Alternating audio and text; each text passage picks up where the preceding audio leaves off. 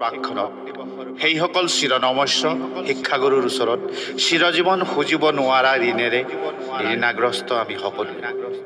সেয়েহে এই সন্ধিক্ষণত যিসকল মহান শিক্ষাগুৰুৱে পঢ়াশালীৰ প্ৰথম পাঠ চিনাকি কৰাই অজ্ঞানতাৰ অন্ধকাৰৰ পৰা পোহৰৰ বাটেৰে জ্ঞানৰ পৃথিৱীলৈ বাট দেখুৱালে আৰু একোজন সুদক্ষ সুনাগৰিক ৰূপে গঢ়ি তুলিলে, তেনে প্ৰতিজন শিক্ষাগুৰুলৈ সশ্ৰদ্ধ প্ৰণাম জনাই আজি আমি সমস্বৰে কওঁ, হে মহান শিক্ষাগুৰু, তোমাক শত কোটি প্ৰণাম, তোমাক শত কোটি প্ৰণাম, তোমাক শত কোটি প্ৰণাম।